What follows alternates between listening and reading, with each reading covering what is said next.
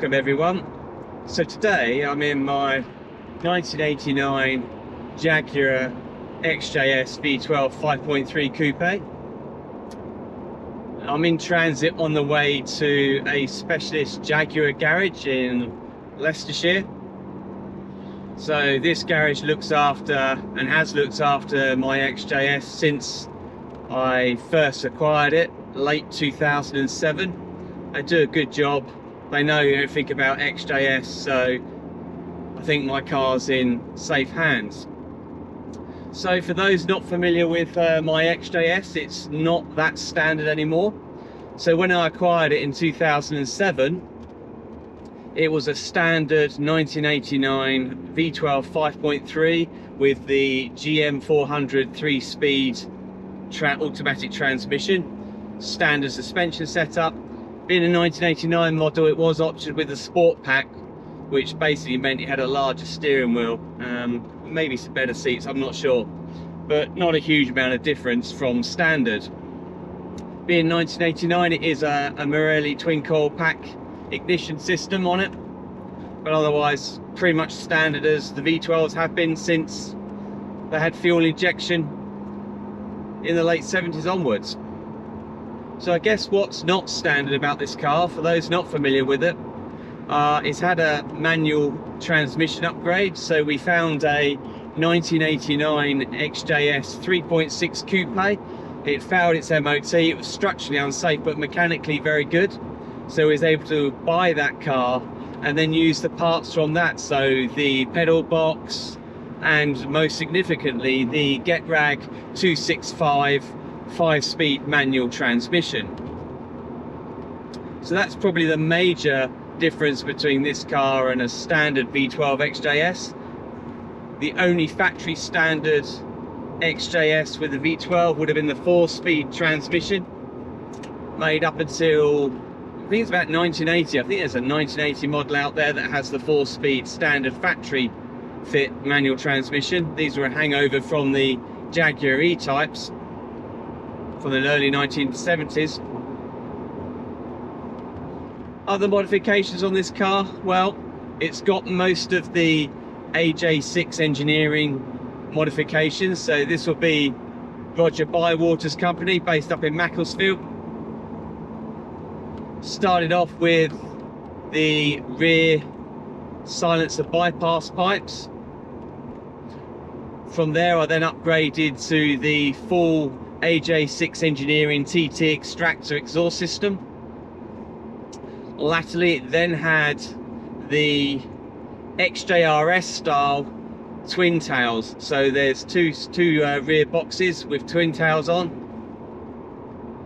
And then we move to the front of the engine, then we improved the breathing of the car. The air boxes are XJRS style. So fatter pipe, intake pipe, cold air feed as I mentioned. From there it's then got the enlarged throttle bodies. So I think the standard throttle body bore diameters are around 2.5 inches. These have been bored out to 2.8 inches. A lot of the racing XJ-S tend to go with the 3-inch bore. That's probably a little bit too noisy for road use, if I'm being honest. From there we've then got the tuning pipes inside the intake manifolds. So these are variable length tuning pipes which are designed to give the engine more mid-range torque, and certainly at around 3,250 RPM you can really notice a surge in torque. So they certainly do make a difference.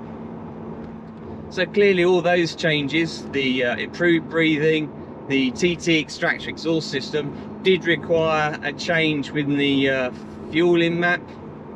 Now this is a 1989 car, so there literally is one ECU managing that. There's no software to reflash. It literally was an ECU out job with some soldering and adjustment to the fueling program to match the modifications that this car has. So that's pretty much it in terms of the mechanical modifications. Oh, I should just mention the power steering bypass kit from Rob Beer Racing. So essentially what I've been able to do is to give the car more feel through the steering wheel. I've been able to largely disable or bypass the power steering assistance. So it does make it extremely heavy when manoeuvring at car parking speeds, but you are rewarded with better feel. I think perhaps one of the biggest criticisms of the standard power steering setup on XJ-S is that they are heavily assisted, which is not great for high-speed driving. The steering can feel extremely light. Turning to some of the other modifications, in terms of suspension, we've got Coney red shock absorbers all round. So there's 4 shock absorbers on the back and 2 at the front. And then these are complemented by some non-standard anti-roll bars. Now, despite this being the 1989 Sport Pack version of the XJ-S, it's an optional extra, there was no anti-roll bar fitted as standard. The mountings are there, but there was no standard fit anti-roll bar. And apparently, so legend has it, this was due to the instruction of Norman Jewis, who proclaimed that there was no need to have an anti-roll bar at the rear. Now, clearly the late great Norman Jewis is a far more talented driver and engineer, racing driver in fact, test pilot, than I will ever be. So I'm never going to contradict anything that Norman had said. But what I will say, for my driving style, I actually prefer less roll. So the modifications I've had made for my XJ-S comprise the Harvey Bailey thicker anti-roll bar at the rear and also a thicker anti-roll bar at the front, and that really does make quite a difference. Turning to some other supporting modifications, then this car also has the Harvey Bailey Engineering anti-tramp kit, some bracing in the transmission tunnel as well.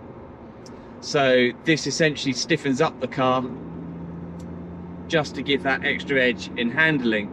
I believe some of the bushing at the front have been poly-bushed as well, but that wasn't done during my ownership. So that's a real whistle-stop tour of some of the modifications for my XJ-S. There is a more detailed video that I made maybe a couple of years ago now that goes through some of these modifications in more detail. So as I mentioned, we're en route to my Jaguar Specialist. We plan to have a full service done and also some wax oiling on the underside. Every time it goes in the garage, I always ask them to check on the state of the underside and make sure that any dirt's cleaned off and any wax oil is applied liberally, just to keep up that protection. Having said that, this is mostly a dry use car. I don't plan to take it out in the rain. It only gets used during the summer, but obviously it's UK, British summer, so the weather can be quite unpredictable, so inevitably you do get caught in showers, so she does get wet occasionally. No real issues with that. I just don't like water sitting around in places it shouldn't do when the car has been wet. So I guess the next time I'll speak to you will be probably post-service, and I'll provide another update then.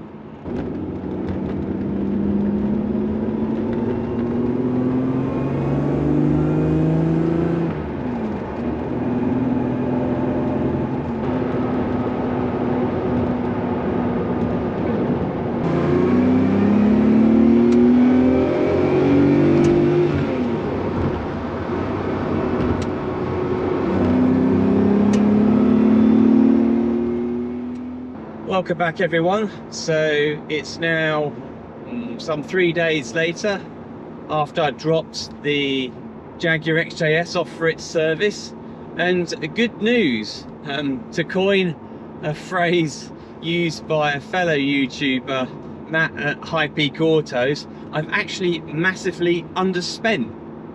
So what do I actually mean by that?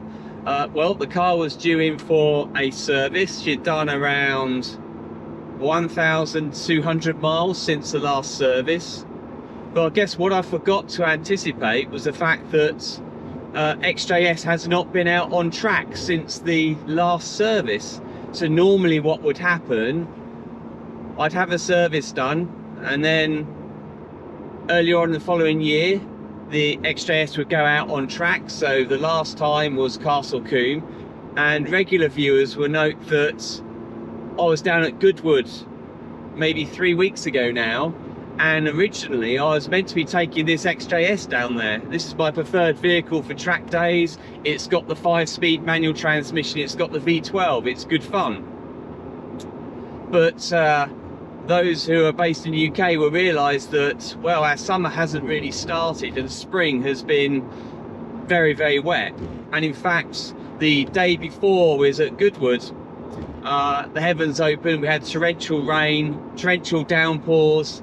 I went down in the S-Type R on the Monday, and it literally did not stop raining over the Monday night into the Tuesday morning. So if you see the start of my Goodwood video with the S-Type R, you'll see that Goodwood is looking quite wet and quite sodden. So anyway, back to XJ-S. As a consequence of not going out on track, the car's just done 1,250 miles roughly since the last service. So the car's been thoroughly checked over. It's been up on the 4-post ram, wheels off, checked through everything, and the only thing that the XJ-S has required is a change of fluid for the clutch. So it's a clutch fluid was drained, replaced, and also an MOT. Which it passed without any advisories, which I guess I kind of always expect. I shouldn't, that's quite complacent, but the car's well maintained, so I'm not really expecting any issues. Apparently the MOT inspector did say that he thought the handbrake wasn't as effective as it should be, but my Jaguar Specialist has checked it and said that it operates better than the standard XJ-S does. So he thinks the MOT tester perhaps is trying to compare the functionality of the XJ-S's handbrake with functionality of a modern car, and that's just apples and pears, right? This XJ-S dates back from 1989, and the fly-off handbrake design dates back from probably early 70s. It's always been with the XJ-S as a design feature. So there we are. I'm quietly pleased. I'm actually very pleased. I've not had a big bill. Normally when XJ-S goes in for a service, if it needs significant work, then remember you've got 12 cylinders, so naturally you're going to have 12 spark plugs to change. To get to all the spark plugs, you have to remove the air conditioning compressor, the Harrison 86 air conditioning compressor. It's quite large, it blocks off access to some of the spark plugs at the front of the engine. Similarly at the rear, sometimes you have to move the throttle capstan just to get better access to those recessed spark plugs at the rear of the V12. So quickly things can get quite expensive. Typically, you know, you could be looking at a gearbox oil flush and oil change done every few years, because the car is used on track, so it does need that doing quite regularly. So I consider myself pretty fortunate, just needing the clutch fluid being changed, and obviously the MOT. I suspect next year that may be a little bit more involving, and we'll probably be looking at spark plugs, coolant and various other bits. But for now I'm going to count my blessings. I'm very pleased that XJ-S hasn't needed much work at all, just the clutch fluid change and MOT. It's passed the MOT. I'm very pleased. So now we can look forward to doing a few car events during the summer with XJ-S. So that's pretty much it. Well, thanks very much for watching, and we'll catch up soon.